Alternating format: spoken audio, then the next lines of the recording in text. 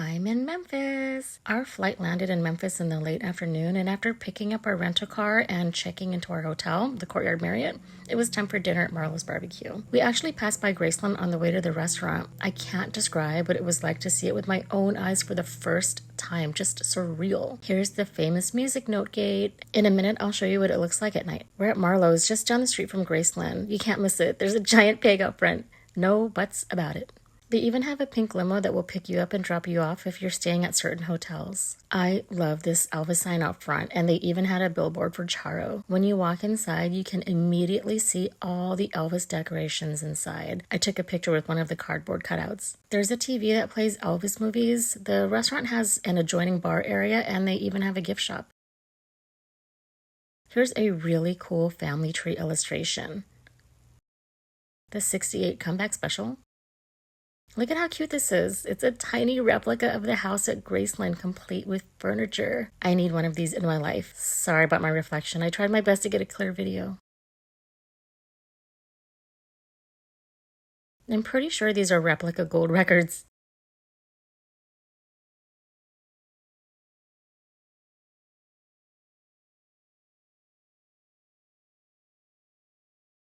This says, to Marlo's, best wishes, Kang Ree, karate instructor to Elvis Presley, Memphis, Tennessee. I don't know what it says on the right. Okay, I found this picture pretty neat. Take a close look at the porch. Who do you think that is with Elvis? When I first saw this in the restaurant, I thought it was the actual jumpsuit Elvis wore. Then I thought, why would his estate give a barbecue joint an original? But look at this. The note says, thank you, Lowell Hayes, for the lion head necklace.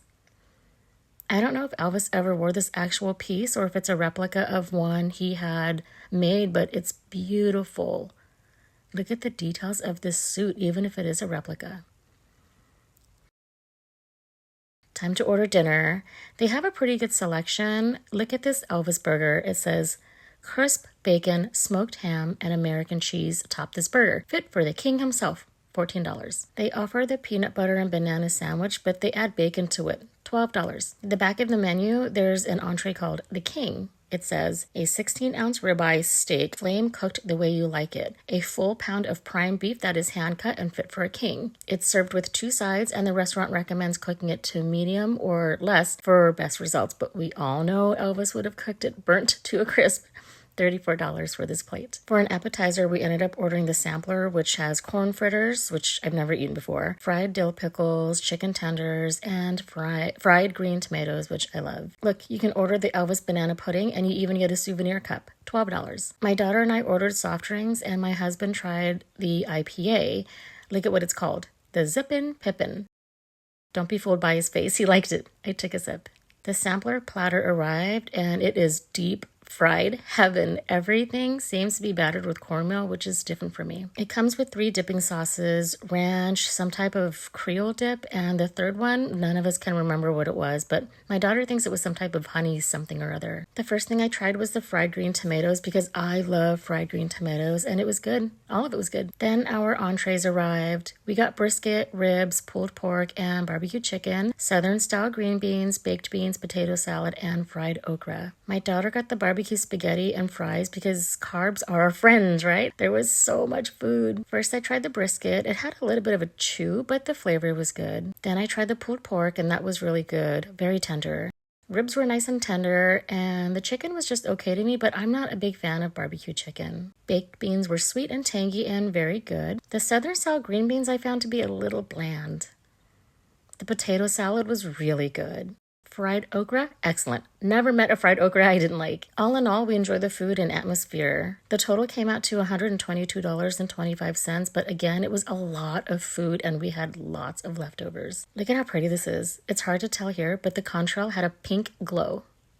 Okay, here's how Graceland looks at night. So beautiful. The trees are lit up. The house is lit up. It looks so serene. I wonder if anyone is in the house at night. Wouldn't it be neat to sleep in the house? By the way, the whole time that we were in Memphis, there was construction on Elvis Presley Boulevard. You could not park in front of it. All right, it's the next morning and we're headed to Tupelo. It was really neat because the moment you cross into Mississippi, it's nothing but trees and large green fields. Tupelo is about an hour and 45 minutes from Memphis, and it was a beautiful drive. Tupelo, when we first exited the highway, seemed to be very rural. We didn't have to drive too far before we arrived at Elvis Presley's birthplace. There it is, the two-room house in which she was brought into this world. Once you park, you'll go to the Welcome Center and buy your tickets for the tours. This sign says, Birthplace of Elvis Presley. Elvis Aaron Presley was born January 8, 1935, in this house built by his father. Presley's career as a singer and entertainer redefined American popular music. He died August 16, 1977, at Memphis, Tennessee. The sign is in front of the house, and when you walk in the front, a very nice guide will tell you about the house. Elvis was born here in 1935 along with his twin brother Jesse. He was stillborn. They lived here for 3 years, and while they were living here, his father Vernon did go to prison for altering a check, and he spent 9 months in prison. While he was in prison, his mother Elvis's mother couldn't keep the payments up on the house, and so they actually lost the house and had to move out. They moved in with family and either lived with family or rented until Elvis was 13, and then that's when they moved to Memphis. So the fireplace is original, the stove in the kitchen is original, and the icebox in the kitchen is also original. Look at how small this space is. The bed makes me think of Gladys lying in bed with toddler Elvis alone when Vernon was in jail. Here's the mantle where, in some versions of Elvis's birth, stood 2 vases or glass jars where one spontaneously burst when Elvis was born. From the front room, you walk back into the kitchen. The guide did tell me that the furniture in both rooms are placed in the same spots as when Elvis lived in it. And remember, this house didn't have any electricity or running water. It's really crazy when you think about how little the family had when Elvis was small, and then for him to end up buying his mom a mansion. It's very humbling standing in this home.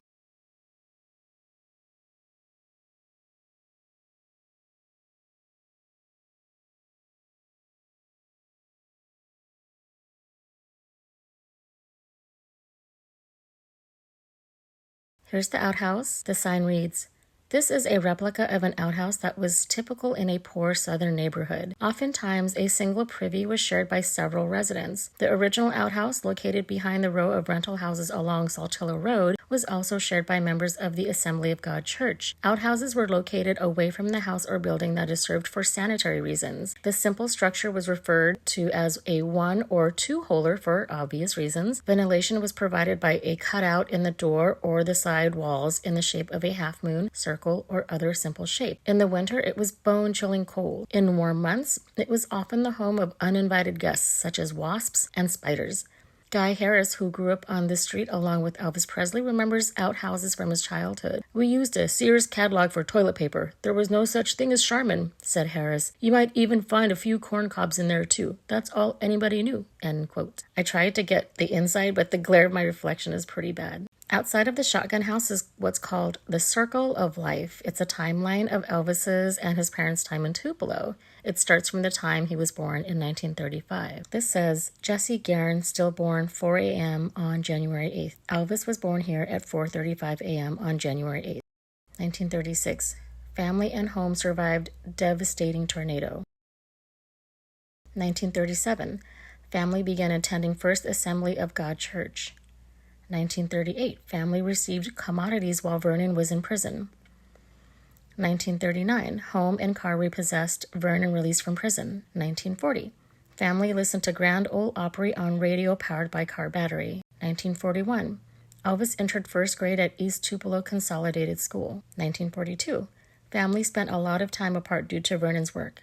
1943, family reported income of $1,232.88 and paid $12.56 income tax.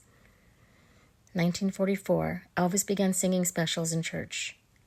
1945, Elvis sang Old Shep at the Mississippi-Alabama Fair and Dairy Show. 1946, Elvis received a guitar for his 11th birthday. 1947, Elvis began listening to black gospel. 1948, family moved to Memphis seeking a better living. The rest of the markers have years but no other information. It ends at 1977 next to the 1935 beginning marker. In the year that Elvis turned 13, it stops at this statue. If you're looking at the front of the house, just off to the right is the Elvis at 13 statue. It's really neat. They did a good job at sculpting his face. So this is to scale, and he was taller than me when he was 13. But then again, I'm 5'1", and I've seen third graders taller than me. Our next stop was the church that Elvis attended, which is just past the statue. On the way, there was this sign that reads, Elvis Country. Raised on country here in Tupelo, first introduced as the Hillbilly Cat, then by RCA Victor as the hottest new name in country music, Elvis Presley's revolutionary musical mix always had country as a key ingredient. Appearing on the country charts over 50 times, Presley's music pushed traditional country towards the modernizing Nashville sound, which followed the pop, if not the rock and roll path he'd fashioned. Elvis would record the country songs he loved throughout his career. Here's the church. Here's another sign on the way to the church. This reads, Elvis Presley and the Blues. Elvis Presley revolutionized popular music by blending the blues he first heard as a youth in Tupelo with country, pop, and gospel. Many of the first songs Elvis recorded for the Sun label in Memphis were covers of earlier blues recordings by African Americans, and he continued to incorporate blues into his records and live performances for the remainder of his career. So the very nice guide in the church told us this building is the actual structure in which the Presleys attended services. At one point, the church members grew, so they moved to a bigger building. A man, I can't remember his name, bought the property and converted it into a 2-bedroom home and lived in it for, I believe, something like 40 years. When it was going to be demolished, I believe it was Elvis Presley Enterprises maybe that bought the property and then brought it to Elvis's birthplace in 2008, if I'm not mistaken, and then restored. She said everything inside was refurbished, but the pulpit is original. The guide even asked my daughter to play a little piano. She was too shy at first, but she was eventually sold by the fact that she could go back to school and tell the kids that she would be the only one that played the piano at Elvis's church. How cool is that? At one point in the church, the guide asked us not to record because we were going to be shown a film that would depict what a service at this church was like back in Elvis's younger days. The guide pushed a button that dimmed the lights, and 3 projection screens were lowered, one in the front and one on the left and one on the right. The movie on each screen made it feel like you were in an actual service because the screens on the left and right showed people sitting in the pews and looking forward, and the screen in the front showed the pulpit and I guess a minister or a pastor speaking at it.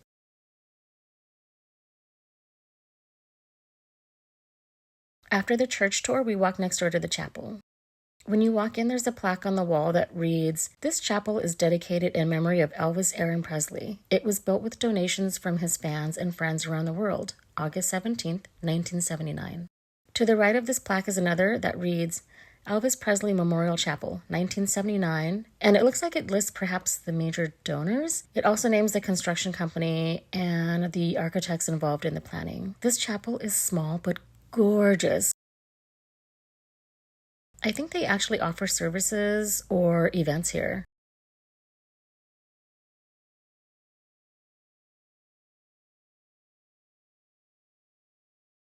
I didn't notice this at first until I got close enough to read these plaques on the benches, but look how sweet these are. This one reads, In memory of Elvis, until we meet again, from his friend, Charlie Hodge. This one reads, In memory of Elvis, from his friends, Dick and Marilyn Grobe. This one made me chuckle because it looks like at least one person tried to scratch it out.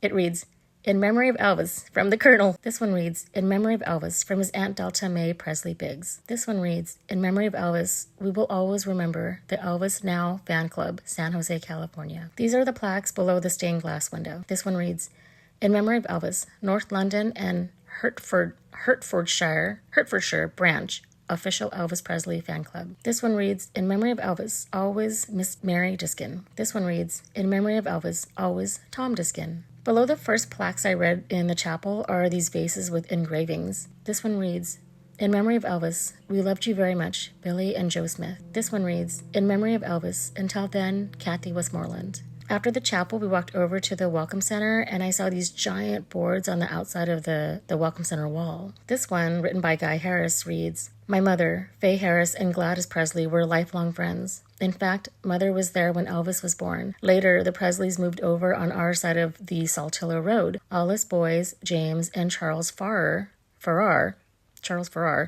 Odell, Clark, Elvis, and my brother Junior and I were, quote, at home in each other's houses on Kelly Street or Adam Street or Berry Street. Everybody's mother fed all of us, often our favorite treat of hot buttered biscuits and Brer rabbit syrup. When we were all small, we played cars under the house where it was cooler on hot summer days. As we got older, we'd slip off to the creek to swim. That always got us in trouble. Sometimes we'd sharpen a piece of metal to make a spear for soft-shell turtles. We lived on the north side of East Main Street. Whatever we were up to, we knew better than to cross that street because our mothers would whip us, and we heard that kids on the south side would try to whip us too. Elvis and the rest of us were just ordinary kids having fun and trying to stay out of trouble. Among that many boys of different ages, somebody was always pulling pranks or aggravating another kid. Sometimes we would fight just to have something to do. One kid would be mad at another one day, and they'd be playing together the next day. On Sunday mornings, my family went to Brother Barry Hill's church, East Heights Baptist Church, and Elvis and his parents attended the Assembly of God church. Then on Sunday night or Wednesday night, Mother, Junior,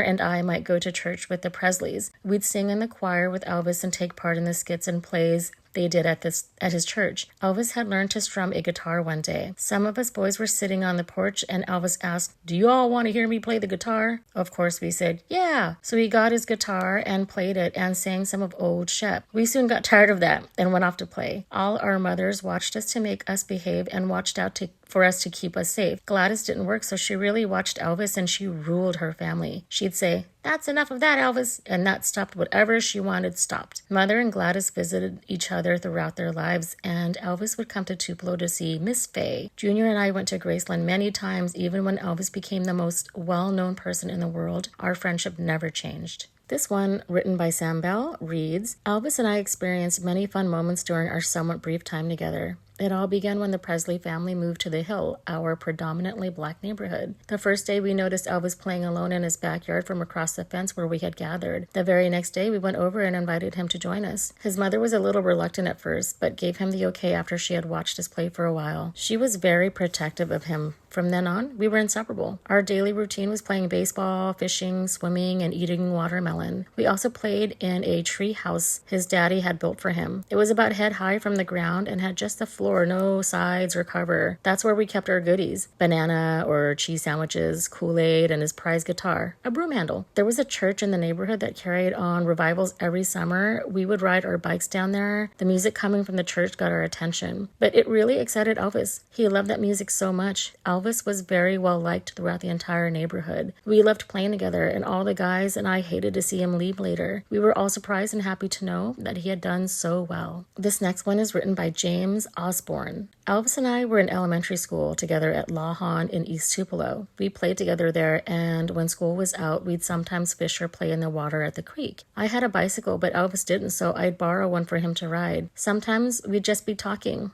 Elvis would cry and say that his twin's death was his fault, quote, because I lived and he didn't, end quote. My family moved from East Tupelo over town to the corner of Allen and Park Streets. Then the Presleys moved to North Green Street, and Elvis and I were together again at Milam School. We played ball in a vacant lot across from my house on Saturdays. We could see the serials and a movie at the Strand Theater for 10 cents. Back then, the Mississippi-Alabama Fair was an exciting event in Tupelo. One year, Elvis and I had enough money to have our pictures made in cowboy suits. That was probably Elvis's first acting attempt. Just north of the Presleys' home was the black community called Shake Rag. Elvis and I sometimes walked up to one of the churches and stood outside to listen to their singing. Elvis liked their music. The people we met up there were always nice to us. Everybody at school seemed to like Elvis, even though he was shy. I never did see him get in trouble. Sometimes he'd ask if he could play the guitar and sing after we ate dinner. He'd sit on top of a desk with his feet in the seat. We all liked to listen to him. My brother Carvel Lee, who was known in music as Mississippi Slim, had a hillbilly radio show on WELO in Tupelo. Elvis wanted to meet him, so we went to the station several times. Brother would show him chords on guitar, and we'd listen to the show. "Are you good at singing?" Brother asked him one day. Shyly, Elvis answered,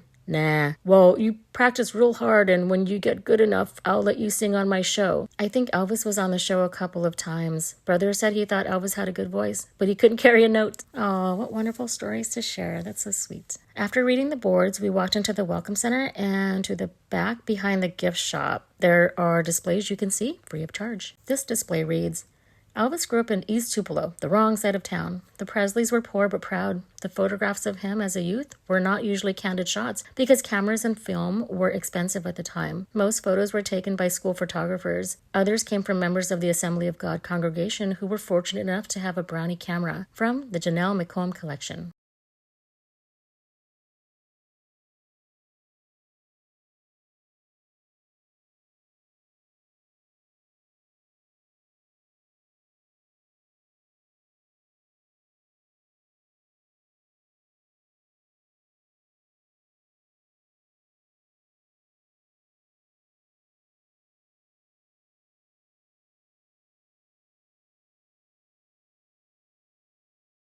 Here's what the letter says that's located next to the rifle on the left. Notice of authenticity. I, author L. Bickerstaff, whose wife Lola Mann Bickerstaff was first cousin to Elvis A. Presley, hereby swear and confirm the following to be true and accurate to the best of my knowledge. The rifle and circumstances surrounding said rifle are as follows. During the early 1950s, the Bickerstaffs acquired said rifle from Elvis and gave the rifle to their longtime friend Mr. A. T. Palmer in 1992. It is believed that Elvis was given the rifle by his grandfather, Mr. D. Presley, hence the D carved on the stock. The person referred to by Judy, carved on the right-hand side of the stock, is at present unknown. Elvis is known to have done all the carving on the rifle. The description of the rifle is as follows.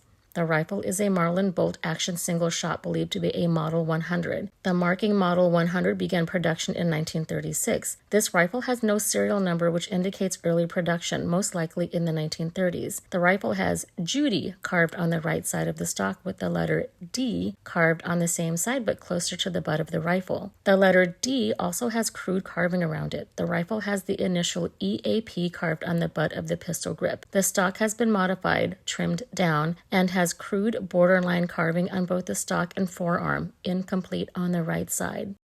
Wow, this letter reads like an autopsy report. It's signed by Arthur and Lola Bickerstaff, and witness signatures are from Doris Mann. And the second signature I can't make out except for the last name of Mann. It's dated August 18th, 1993. This display sign reads, on loan from John Daly, EP Boulevard Pawn Shop, Memphis, Tennessee, and the collection of Mary Clark.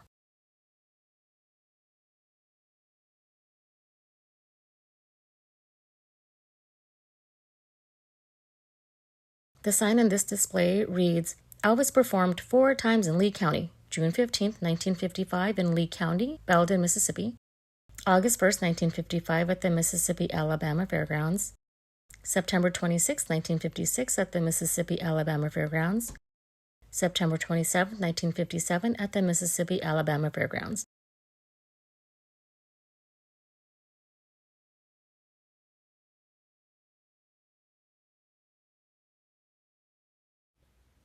This sign reads, Colonel Tom Parker was born on June 26, 1909. He was best known for being Elvis Presley's manager. Colonel met Elvis in 1955 and by 1956 had become his sole representative. Within months, he had won Elvis a recording contract with RCA Victor, which led to Elvis's first hit single, Heartbreak Hotel. Under Colonel's management, Elvis became the most popular and commercially successful entertainer in the world. The second sign reads, after Elvis's death on August 16, 1977, at the request of Elvis's father, Vernon Presley, Colonel ran Elvis's estate until 1980. Okay, that's news to me. I don't know how accurate that is. Anyway, it continues.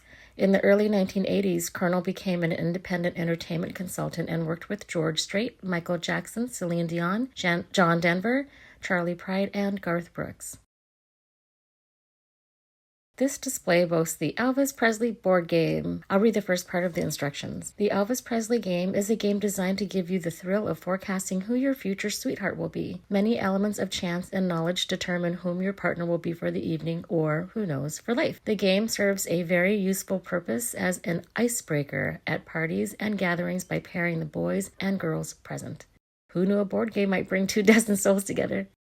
The letter in the display is addressed to Llewell O. Parsons of the Los Angeles Examiner. It reads, Dear Ms. Parsons, have been hired to publicize the Elvis Presley game by Teenage Games Incorporated, Easton, Pennsylvania, which is making the game under license from Elvis Presley Enterprises. If you see fit to use the enclosed items, I will appreciate your help very much. Sincerely, William Free of RKO Path Studios. This display sign reads the same as the second one. On loan from John Daly, EP Boulevard Pawn Shop, Memphis, Tennessee, and the collection of Mary Clark. This is a souvenir ticket stub from the Love Me Tender screening from Saturday, December 1st, 1956, slated for 11:45 p.m.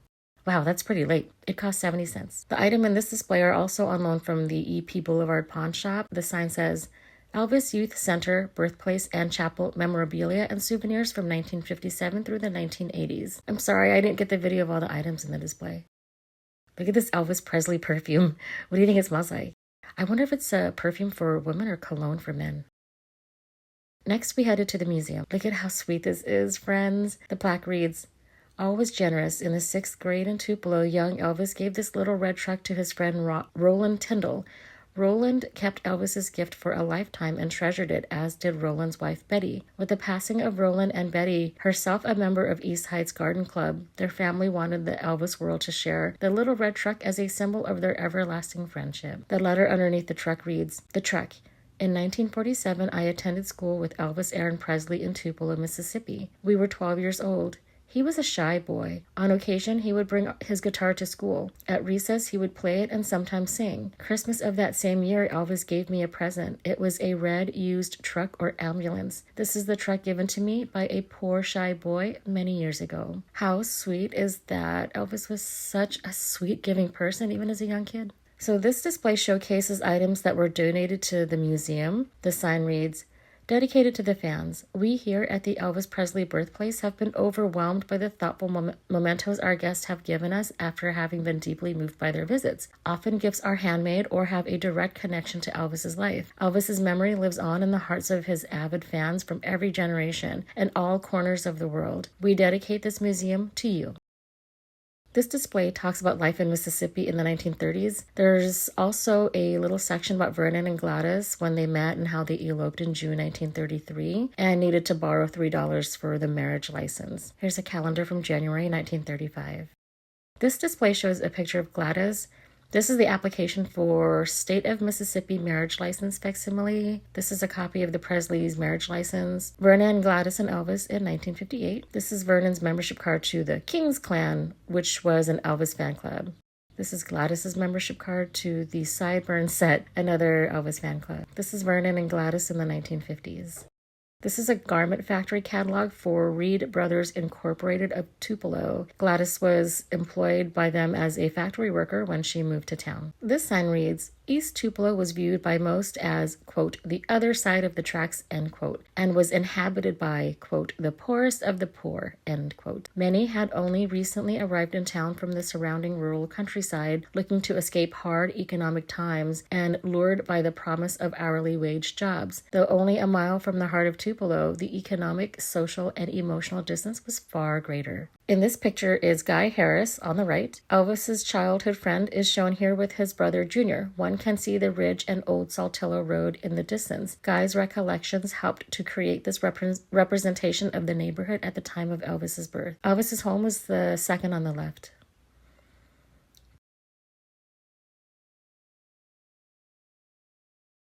These are pictures of Elvis's family members.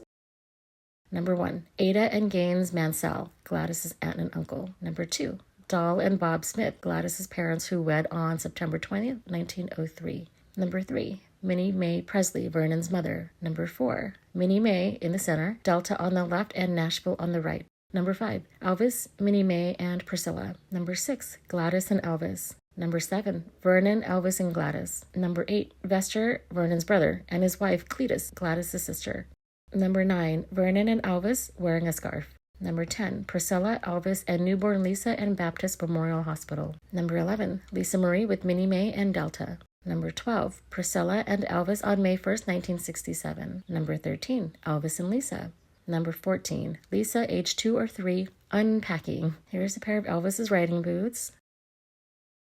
The sign in this display says, "The 1930s were a time of great change for the American music business. The popularity of 78 RPM records and the availability of victuals unseated the long dominant tin pan alley sheet music publishers of the 1920s. Radio played a major role in creating a mass market for music and popularizing a diverse mixture of styles from coast to coast. Big band, jazz, gospel, blues, and country music gained fans from all corners of the country. The radio in the Presley home would have been tuned to programs featuring music as varied as Benny Goodman, Roy Acuff, Ella Fitzgerald, Bill Monroe, Billie Holiday, Jimmy Rogers, Mahalia Jackson, and Tommy Dorsey. In that diverse mix of music soundtrack of his youth, Elvis was able to find his distinctive voice and style. This tag on this jacket says, "Elvis on tour, show member." You know, if I didn't see the TCB on the front, the back would have made me think it was a staff member's jacket from like the 50s. It's very bebopish.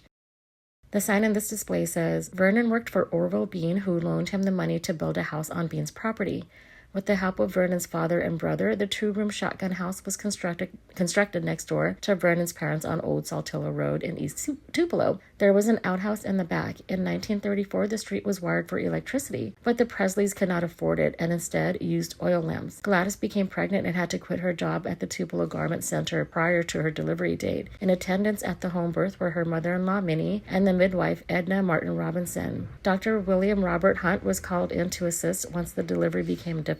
The first baby, Jessie Guerin, was delivered stillborn at 4 a.m. on January 8, 1935. Elvis Aaron arrived at 4:30 a.m. Gladys and Elvis were then taken to Tupelo Hospital's charity ward, recovering there for 3 weeks. Gladys was unable to have more children. Elvis and his brother received middle names that rhymed, a tradition for twins. Jessie was named after Vernon's father. Elvis was Vernon's middle name. Elvis would often visit his brother's unmarked grave in Priceville Cemetery. According to Elvis, his mother believed that, quote, "When one twin died, the one that lived got all the strength of both," end quote. Number 1. Orville Beane, a dairy farmer who loaned Vernon the money to build their home. It was Beane who pressed charges against Vernon and 2 others after they forged a check he wrote to Vernon for $4. After Vernon went to prison, he foreclosed on the Saltillo Road home. Number 2. Dr. William Robert Hunt, the physician who delivered Elvis. Number 3.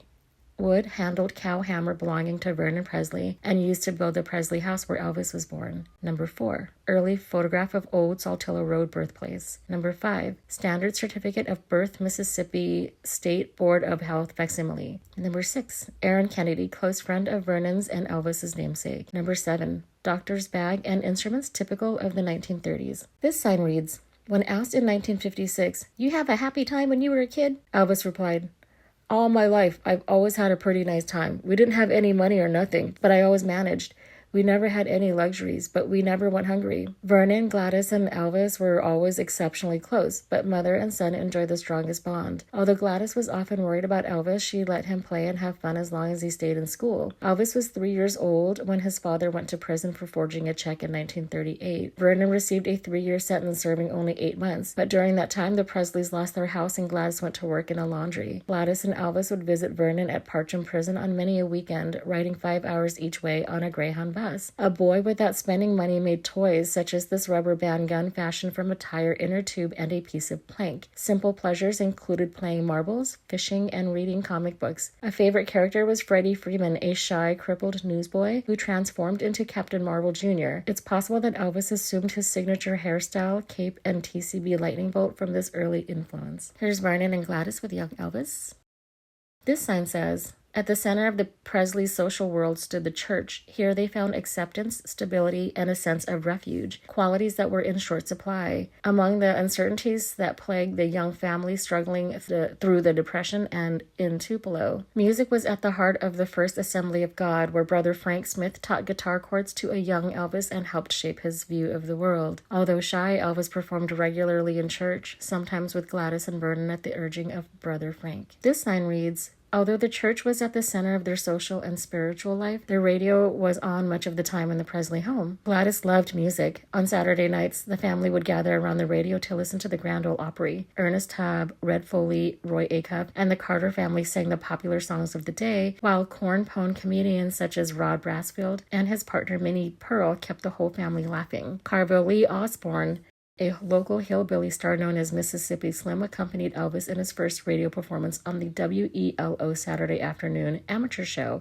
Jamboree. Elvis drank in the many musical styles he heard in and around Tupelo: blues, gospel, country, and big band. This says, this Seaberg Symphonia classic jukebox from 1939 with 20 plays for a nickel is the type once found in diners and hamburger joints around Tupelo. This is Elvis's 7th grade report card. It's dated May 7th, 1948. His lowest score was in literature and his highest was in physical education. This says 6th grade class of Milam School. Elvis is far right in the 3rd row. Cute! This says, standing on a chair to reach the microphone at the Children's Talent Contest of the Mississippi-Alabama Fair and Dairy Show on October 3rd, 1945, 10-year-old Elvis Presley could not have known where this, his first public performance, would lead. Wearing overalls and wire-rimmed glasses, he sang the red Foley ballad, Old Shep. Elvis had performed the sentimental song earlier at a school assembly. His 5th grade teacher, Mrs. J.C. Grimes, was so impressed that she entered him into the contest. He won 5th place. This says, Elvis and his cousin Gene Smith at the Mid-South Fair in Memphis. This says, by the summer of 1946, Vernon was no longer able to keep up the payments on the Berry Street house, so the family moved into Tupelo proper. After a short time on Commerce Street, they moved to a little shack on Mulberry Alley just across from Tupelo's Black Quarter. Shake Rag was a teeming neighborhood filled with the sights and sounds of a budding musician. The sights and sounds a budding musician could only imagine. The churches, cafes, tent revivals, and juke joints of Shake Rag surely played a pivotal role in Elvis's musical and social education. It was all coming together. This says, outline area is the old Shake Rag neighborhood near uptown Tupelo. This says, Elvis's impromptu singing performance during a school program led his 5th grade teacher, Mrs. Oletta Grimes, to point out his talent to the principal, Mr. Cole. He entered Elvis in a radio talent contest sponsored by WELO. The competition took place during Children's Day at the 1945 Mississippi-Alabama Fair and Dairy Show. Elvis recalled, I wore glasses, no music, and I won, I think it was 5th place in the state talent contest. Like most kids, Elvis loved to play with his friends in the woods behind the house. He had asked for a rifle for his 11th birthday, but Gladys, being the protective mother she was, somehow made a new guitar sound more appealing. A short trip into town to the Tupelo Hardware store, $7.75 later, and the deal was done. Elvis learned his first chords at the feet of Reverend Frank Smith, the Presleys' preacher at the neighborhood church. The young Elvis soon began taking the guitar to school with him every day. The original guitar has been lost, but it probably looked a lot like this low-cost youth guitar of 1946. This is Reverend Frank Smith. Elvis's pajamas. Flowered shirt. Isn't it interesting how much lighter it is than in the picture? I love these corduroy suits. I don't know where, or I haven't seen any pictures of Elvis actually wearing these.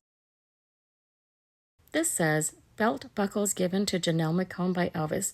He liked them and owned many. Concert ticket include 2 for the Mid-South Coliseum in Memphis on August 27, 1977, a week after his death. This says, Colonel Tom Parker was a master at selling Elvis. He marketed jewelry, clothing, and all things appealing to teenagers and his public, which bore Elvis's image and name. Bubblegum, board games, dolls, guitars, and cookware were available. Seen here are a variety of original specialty items, including perfume, lipstick, jewelry, and Elvis sideburns from a vending machine. Some of the small buttons came with his records. Okay, this made me giggle. It says, the Colonel says, don't worry, it won't be all right anyway. Here's one of Elvis's coats. It looks red in the picture, but it's a yellow color in real life. This says, costume designs by Bill Blue, Elvis's designer from 1968 to 1977.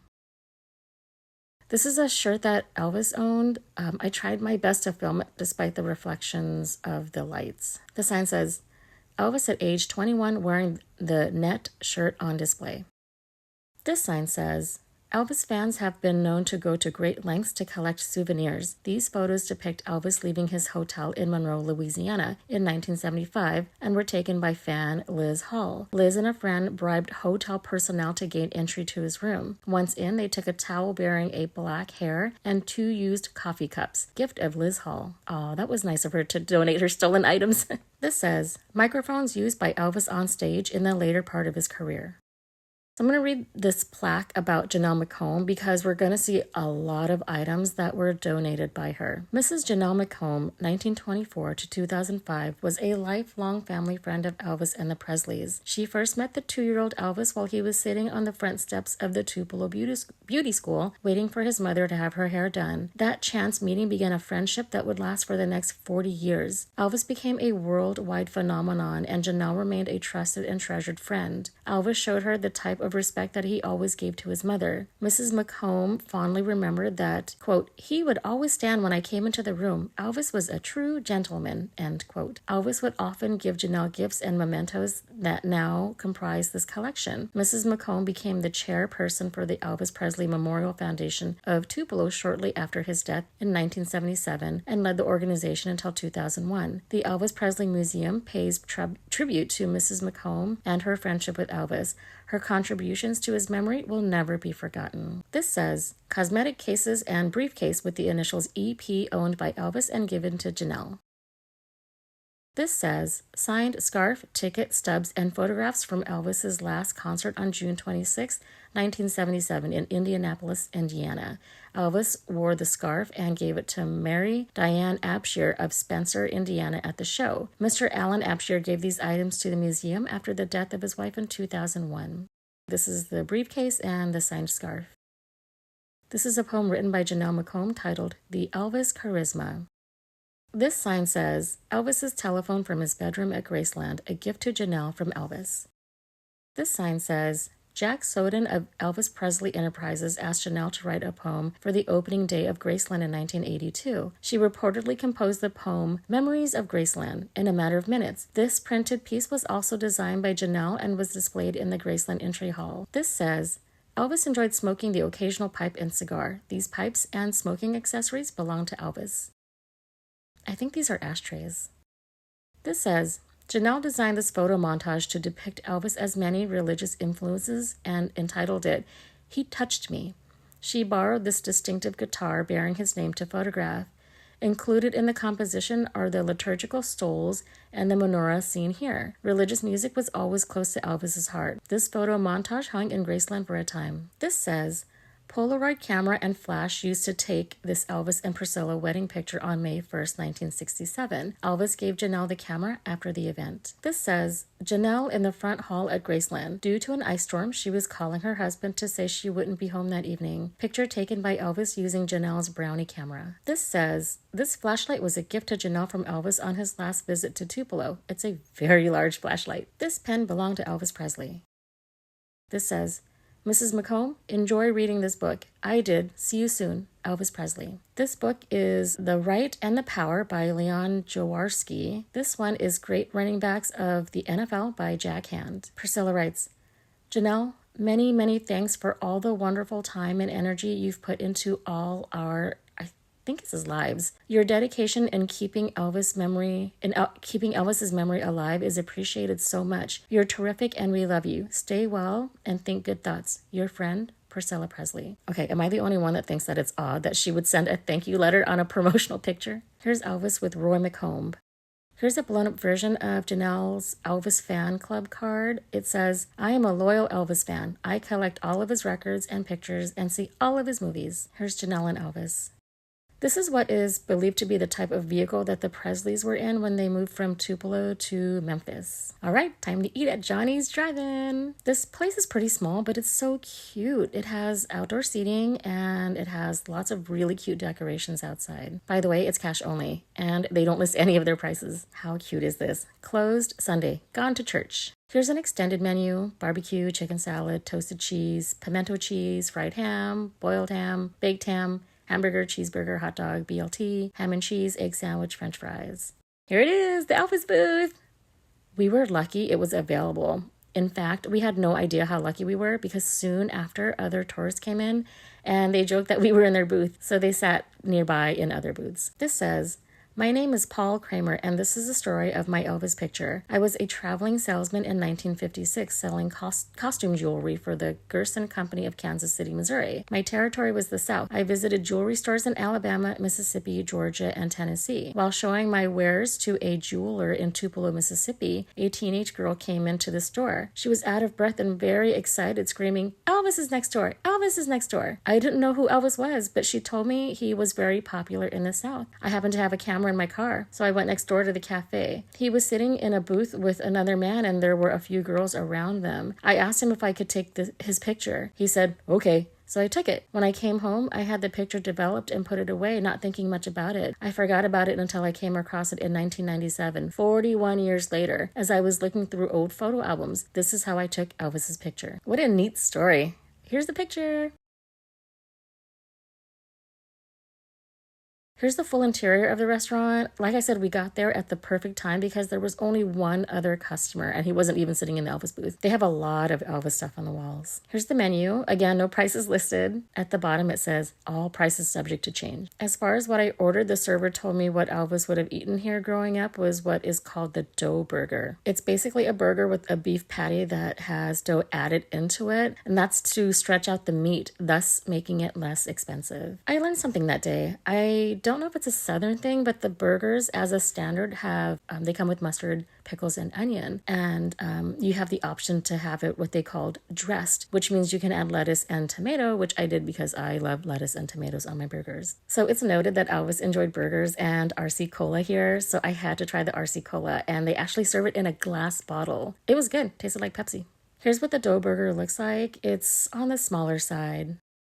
We ordered fries, tater tots, and onion rings as our sides.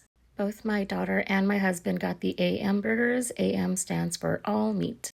Time to taste the dough burger. It wasn't bad. You can definitely tell the difference between an all-meat patty and this patty, but it wasn't bad given what it is. So in this context, I give it 5 stars. Next up, Tupelo Hardware. There's a plaque outside. It says, in 1946, Elvis's mother Gladys brought him here to buy a bicycle. Once they arrived, a .22 caliber rifle caught Elvis's eye, and he asked his mother to buy it instead. She wasn't happy about purchasing a gun, so they compromised on a guitar. Forrest L. Bobo, a longtime employee of Tupelo Hardware, sold the guitar to the young Elvis for $7.90. This plaque below it says the plaques were provided by the Tupelo Convention and Visitors Bureau, and it was placed on May 25th, 2002.